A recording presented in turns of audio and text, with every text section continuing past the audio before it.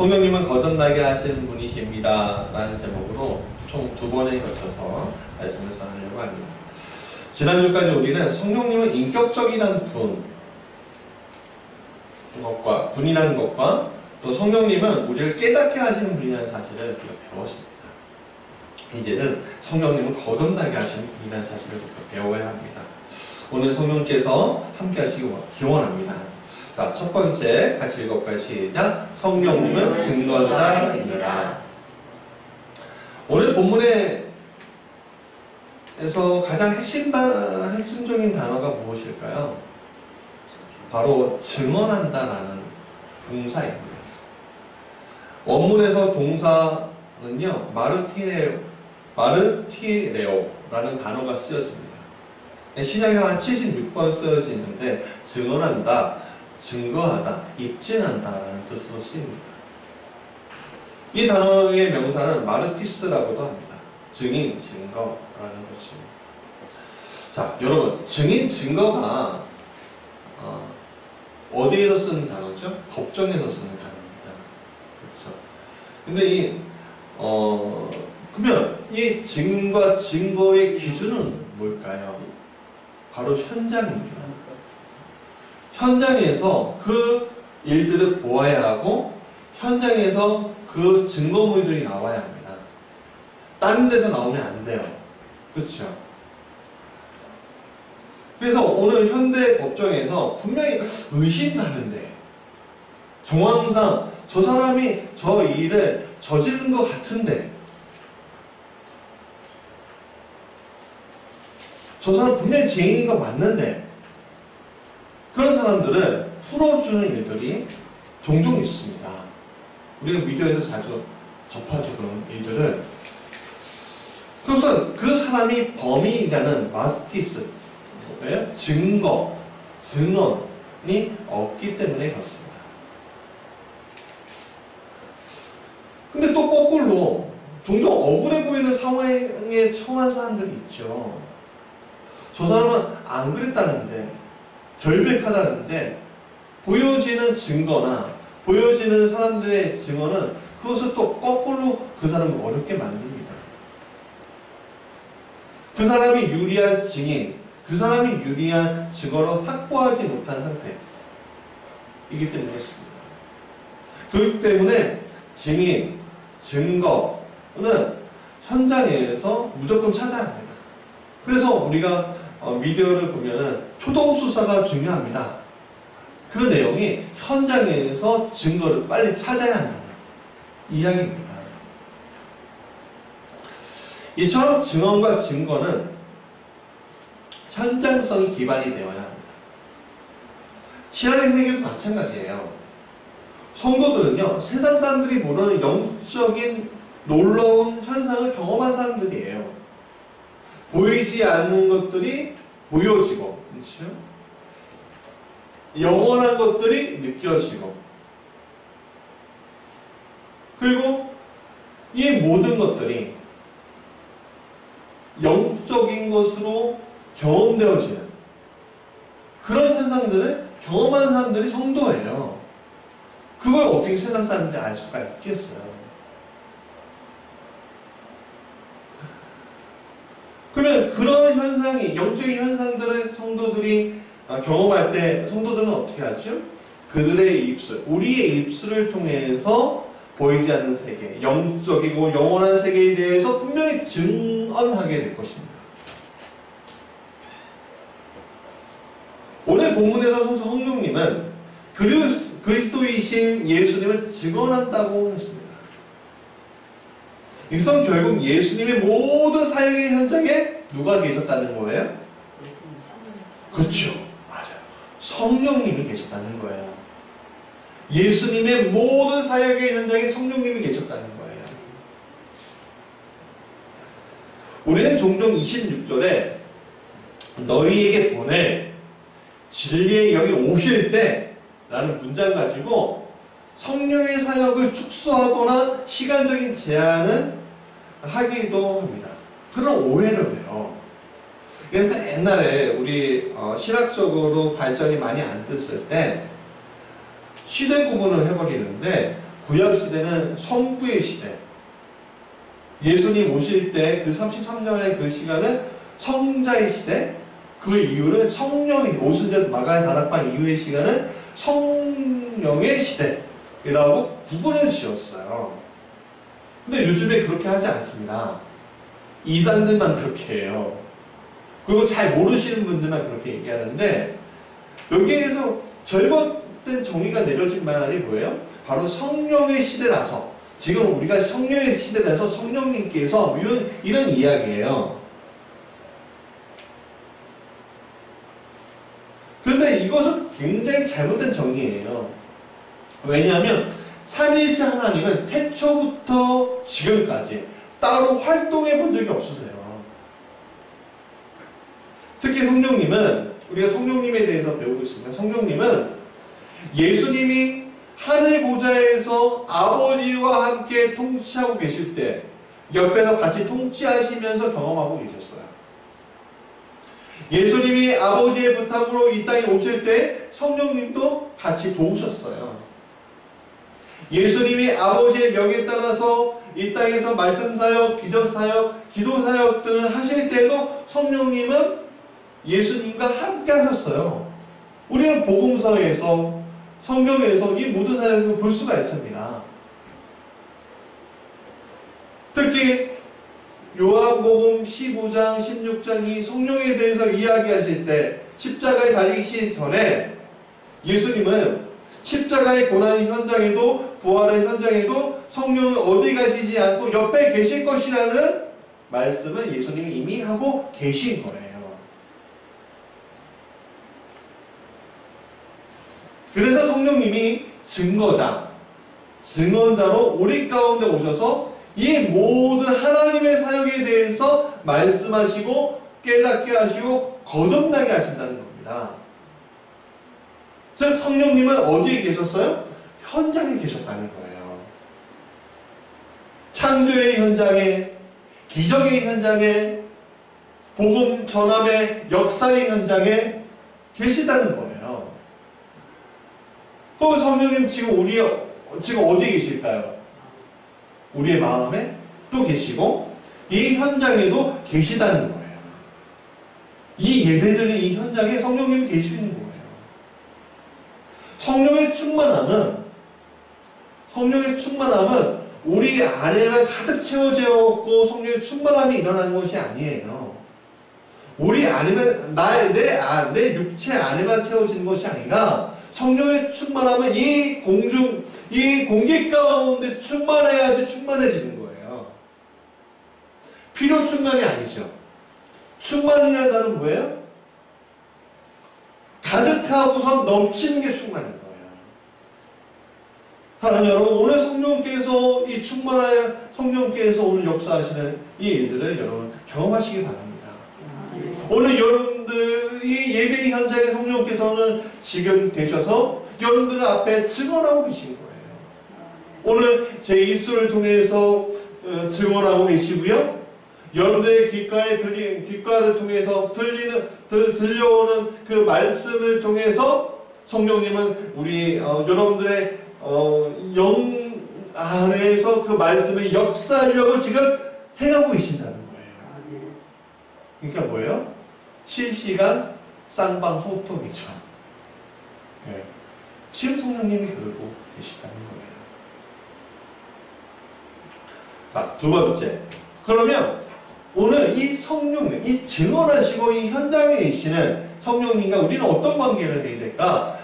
7가지 시작. 성령님과 바른 관계를 맺으라. 그리스도를 증거하시는 것이 성령의 사역입니다. 이것은 예수님 시대부터 지금까지 변하지 않는 증거가 됩니다. 그러나 우리가 하나님을 알아도, 성경을 알아도 하나님이신 성령이 임하지 않으면 결국 하나님을 깨닫지 못하게 돼요. 성경을 아무리 많이 읽고요, 아무리 많이 외운들 이해하지 못하게 된다는 거예요. 제가 부목사 때였어요. 어르신, 남자 어르신은 제 교우 같았어요. 그래서 이제 신방을 자주 갔죠. 그분은 교사인 딸과 같이 교회를 다녔습니다. 근데 그분은 신방하다 보면 그분의 집에 책을 참 많이 읽으신다는 느낌을 받았어요. 책들이 많은 거예요. 그러나 그분이 교회를 좀 수년간 다니시고 해도 그분은 직분은 없거나 교회 사역에 동참하진 않으시는 거예요. 오히려 그 직분은 없거나 교회 사역을 열심히 하는 사람들은 좀 멀찍이 보면서 저 광신 이런 식의 느낌을 표시하기도 하셨어요. 그분이 저한테 이렇게 얘기했던 기억이 납니다. 제가 성경을 몇 번을 읽었습니다. 그럼 하나님이 믿어지지 않아요. 그래도 교회에 다니는 것은 딸아이 때문입니다. 여러분, 이러한 이야기가 이것뿐만 아니라 많은 이들에게 나타나는 현상입니다. 왜 그럴까요? 그것은 사람이 성령님과 바른 관계를 맺지 않았기 때문인 거죠. 바른 관계라는 것은 정확하게 제시된 관계 맺기를 할 때 이루어지는 것입니다. 예를 하나 들어볼게요. 교사와 학생의 관계를 생각해보면 참 좋겠습니다. 학생들에게 선생님이 필요한 이유가 뭐죠? 바로 학생들이 선생님이 필요한 지식이 있지 않기 때문에 그렇습니다. 선생님들이 가지고 있는 지식을 얻고자 학생들이 있는 거예요. 그래서 선생님은 학생들이 수업 시간이 되면 지식을 가르쳐주고 학생들은 그 지식을 습득하기 위해서 노력합니다. 선생님은 이 노력하는 학생들을 어떻게 생각할까요? 제대로 된 선생님이라면 이뻐서 하나라도 더 가르쳐주고 싶을 거예요. 그런데 잘못된 관계를 맺은 학생이 있습니다. 이 학생이 선행학습을 해요. 학원에서 다 공부했다는 거예요. 다 안다고 생각합니다. 그러니까 수업 시간만 되면은 다 아는 건데 하면서 자는 거예요. 처음에는 꾹뻑하더니 그 다음에 엎어져 자요. 다 안다는 거죠. 그런데 선생님이 맨 처음에 어떻게 하죠? 야, 일어나. 그리고 두 번째는 너 계속 주면 안 되잖아 하고 상담하겠죠. 그런 다음에 계속 이제 엎어져 자면 어떻게 돼요? 소리 지르겠죠. 그러나 네 번째, 다섯 번째 계속 그러면요 포기하는 거예요. 네, 포기합니다. 여러분 나중에 어떻게 될까요? 몇 번 시험을 잘 볼 수는 있을 거예요. 그렇죠? 그러나 상위권으로 가기는 어려울 겁니다. 왜냐하면 바른 관계를 설정하지 않았어요. 학교에서 선생님을 통해서 배우는 게 기본이 돼야 되고 학원에서 필요한 부분만 이제 응용되는 부분만 체크하면 되는 건데 그게 거꾸로 돼버리는 거죠. 이건 맞지 않잖아요. 이것은 바른 관계가 아니에요. 사람과 성령님과의 관계도 마찬가지라는 거예요. 성령님께서 가르쳐 주려고 하는데 자꾸만 사람이 저 알아요 그러는 거예요.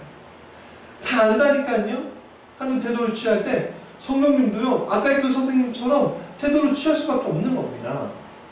왜냐하면 다 안다고 하는데 그러고선 거부하는데 성령님도 어쩔 수 없는 거 아니겠습니까? 사랑하는 여러분, 오늘 이 땅에 성도라고 하면서 스스로 나는 하나님이 안다고 말하면서 스스로 구원을 받았다고 하면서 말하는 이들이 얼마나 많은지 모릅니다.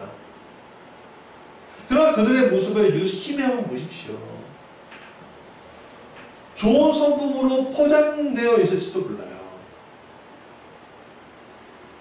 그러나 신앙적으로 성숙하지 않은 사람들이 의외로 많은 것을 우리는 볼 수가 있습니다. 좋은 성품하고요 구원받는 거하고는 아무 상관이 없어요. 때로는 가면으로 그렇게 포장되어 있는지도 몰라요. 우리가 흔히 창렬 과장 뭐 이런 얘기를 하잖아요. 무슨 뜻이에요? 과자인데 포장지는 이만하고 우와 많이 들었다고 하고서 봤더니 그거에 10분의 1밖에 안 들고 뭐 하나에 반밖에 안 들어가고 뭐야 이거? 내가 과자를 사려고 샀더니 공기를 샀네. 이런 얘기 듣잖아요. 그런 겁니다. 포장은 잘 돼 있는데 알맹이가 없는 거예요.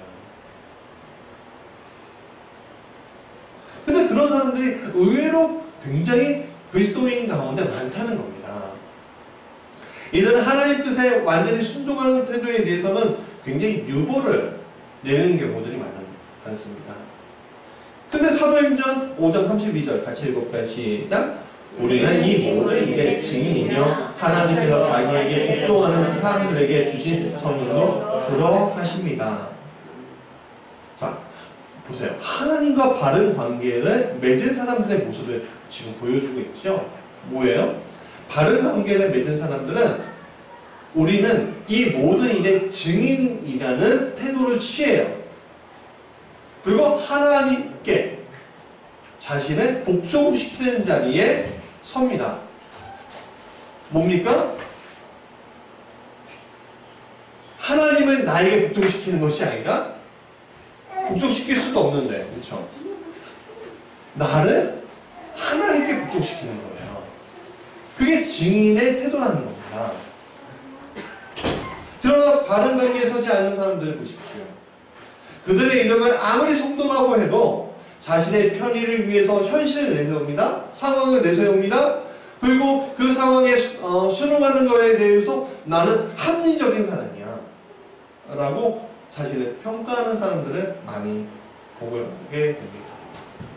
이런 이들이 한결같은 모습들이 있어요. 그분들은 이렇게 참 안타까운 게 뭐냐면 하나님 앞에 갈급해 하는 이들에 대해서 오히려 비난의 화살을 돌려요. 하나님, 난 갈급해서 오늘 이 예배 자리에 와야 돼요. 어떤 병이 걸려도 나는 하나님 기도할 수밖에 없어요. 왜 갈급해서 왔는데? 아유, 저게 뭐 이런 식으로 화살을 돌리는 경우들이 많다는 겁니다. 물론 우리가 기본적으로 지켜야 될 건 지켜야 되겠지만, 그러니까 이런 비난과 비판의 자리에 너무 많이 잘 선다는 거예요. 그거는 성령님과 바른 관계를 맺고 있지 않은 모습이죠. 그렇기 때문에 우리는 성령님과의 바른 관계에 신경을 써야 합니다. 그렇다면 어떻게 해야 바른 관계가 될 수 있을까? 세 번째 같이 읽어볼까요? 시작. 순서를 올바르게 바꿔야 합니다. 성령님은 보이지 않기 때문에 우리는 종종 성령님의 존재에 대해서 잊어버리게 되죠. 그래서 말씀을 읽기 전에 성령님의 도움을 요청하는 것. 우리의 모든 일들을 시작하기 전에 성령의 도움을 부탁드리는 것에 대해서 종종 놓치게 됩니다. 사실 식사 시간에 하나님 감사합니다 하고 끝나는 경우들 우리 많죠. 성령님께 하나님 소화도 잘 시켜주시고요. 이런 부탁 안 드리잖아요. 그렇죠? 그런데 이런 것들이 쌓이고 쌓이면 어떻게 되냐면 성령님의 도우심으로 된 모든 역사가 자신의 역사라는 착각을 하게 되는 거예요. 이게 심해지면 자만과 교만으로 바뀌게 되고 내 스스로 바벨탑을 쌓아가는 거죠. 여러분, 바벨탑을 쌓는 사람들이 그것 자체가 죄라고 생각했을까요? 생각도 못했을 거예요. 합리해야 했잖아요. 현실적으로 우리가 하나님의 심판이 너무 두려워. 그러면 두려우면 어떻게 돼요? 그냥 하나님에게 나가서 주님 죄송합니다 회개하고 순종하는 길을 택하는 것이 아니라 어떻게 합니까? 비가 많이 올지도 모르니까 바베탑을 쌓고 그 비를 피하자 하잖아요. 순종보다는 뭐예요? 피할 길을 찾는 게 사람의 모습인 거예요. 한 청년이 한 목사님을 찾아왔어요. 목사님, 성경을 읽어도 하나님이 계신 것은 믿기는 하지만요, 예수님의 모든 기적, 제자들의 사역들, 이 성경의 이 모든 것들이 믿겨지지가 않아요. 믿어지지가 않아요. 그렇게 얘기하는 거예요. 이런 분들 굉장히 많죠. 이때 이 목사님이 해결책을 제시해 주시는 거예요. 성경을 읽을 때 한 번에 많이 읽지 마세요. 요한복음을 읽는다면 한 번에 한 절, 두 절 정도만 집중해서 읽으시고 집중해서 보셨으면 좋겠습니다. 그리고 중요한 것은 그것을 읽기 전에 이렇게 기도해 보세요. 제가 지금부터 읽으려 하는 구절 속에 들어있는 참된 진리를 성령님을 통해서 깨달아지길 원합니다. 또 이것이 제 삶의 진리가 되길 원합니다. 이렇게 기도해 보세요. 하고 돌려보냈어요. 2주 후에 이 청년이 왔습니다. 그러면 이렇게 얘기하는 거야. 목사님, 이제 저희의 모든 의심이 사라졌어요. 저는 예수님께서 하나님의 아들이신 그리스도인 것을 고백합니다. 성경이 하나님의 말씀인 것을 이제는 믿게 되었습니다. 이런 일이 일어난 가장 결정적인 차이가 무엇일까요? 결국에는 내가 스스로 깨닫기 위한 모든 노력을 버리고, 즉 나의 무능력을 고백하고 성령님께 도움을 요청했기 때문에 나타난 현상이라는 겁니다. 저 또한 마찬가지입니다. 설교자가 매번 설교를 준비한다는 것은 결국 쉽지 않은 일입니다. 특히 세상에 수많은 설교가 있지만 자신의 말씀이 아니면 금방 탄론하기 쉽습니다. 맞지 않는 옷이기 때문이에요. 그래서 설교가들은 성경의 말씀을 읽고 또 읽는데 깨달아지지 않을 때가 있어요. 어떨 때는 말씀을 쪼개고 또 쪼개서 나타나는 말씀을 전하기로 하죠. 그러나 중요한 것은 이렇게 한다고 말씀이 금세 내 눈앞에 나타나는 것은 아니라는 거예요. 말씀이 내 눈앞에 나타날 때는 어떤 일이냐면 성령이 이 말씀 조망해 주실 때 나타나는 거예요. 말씀다운 말씀이 나타나는 거예요. 그래서 똑같은 본문이지만 수많은 설교자가 다르게 설교하는 이유가 거기에 있는 겁니다. 그렇기 때문에 우리는 성령님께 이 모든 것을 맡겨야 되고 성령의 음성이 나오는 이 진리의 말씀을 성령께 맡겨야 한다는 거예요. 그래야지 능력이 난다는 겁니다.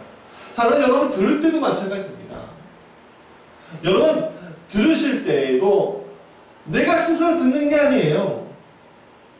나는 내가 이 말씀을 듣고서 깨달을 능력이 없어요.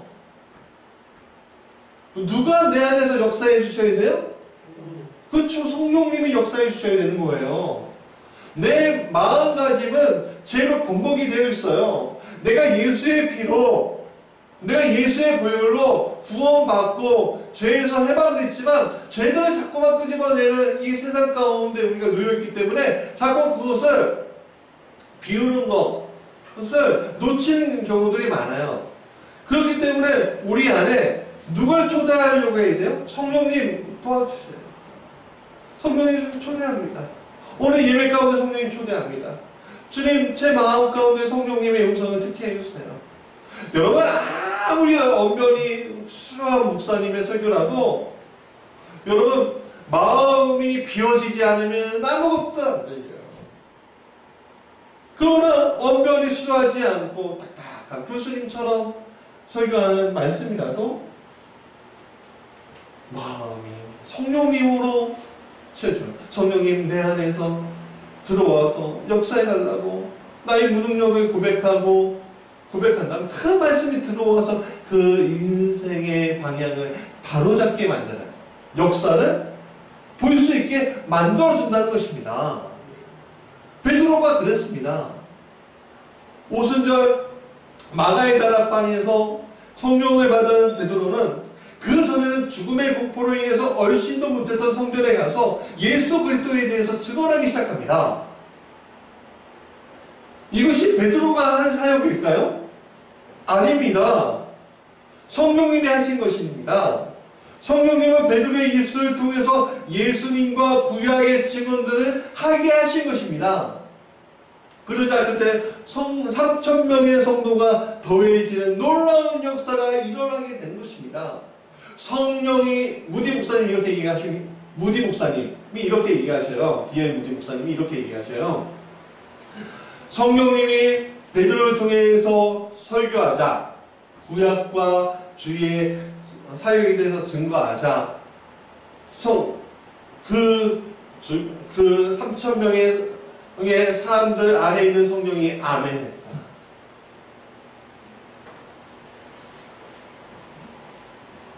아래의 토레이 목사님이 이렇게 말합니다.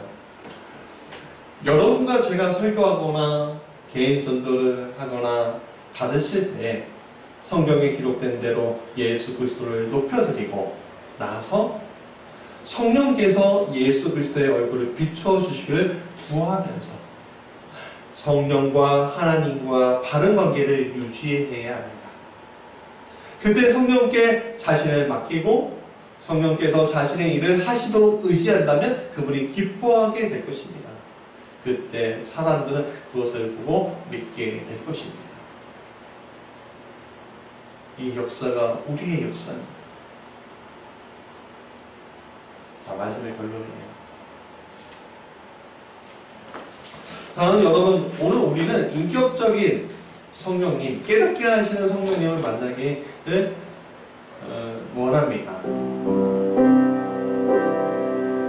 그러면 그러기 위해서는 우리가 제일 처음 해야 할 것은 이 모든 것을 증거하시는 성령님과의 바른 관계를 세우는 일입니다.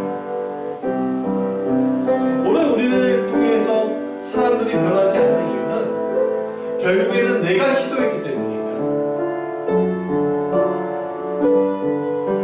내가 배우자를 변화시킬 수 있나요? 내가 자녀를 변화시킬 수 있나요? 내가 부모를 변화시킬 수 있나요? 내가 내 전도대상자를 변화시킬 수 있나요? 아닙니다.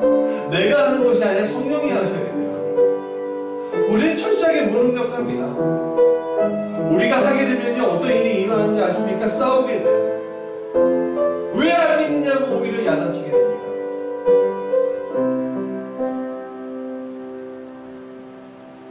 여러분, 이것은 나의 욕심과 나의 교만이 내 입술을 통해 먼저 나가는 겁니다. 그러니까 성령께서 사역할 자리가 없으신 거예요. 그렇기 때문에 우리는 성령께서 먼저 사역하시도록 바른 관계를 맺어야 합니다. 바른 관계는 결국에 기도하면서 구하는 겁니다.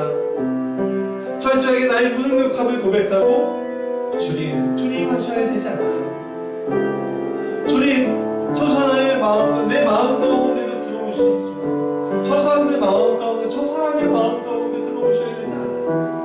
내 배우자의 마음 가운데 들어와 주세요. 내 자녀의 마음 가운데 들어와 주세요. 내 부모의 마음 가운데 들어와 주세요. 나의 친구의 마음 가운데 들어와 주세요. 라고 고백해야 되지 않겠습니까? 오늘 설교자인 제가 여러분을 변화시키는 것이 아니라 성령께서 변화시키는 것입니다.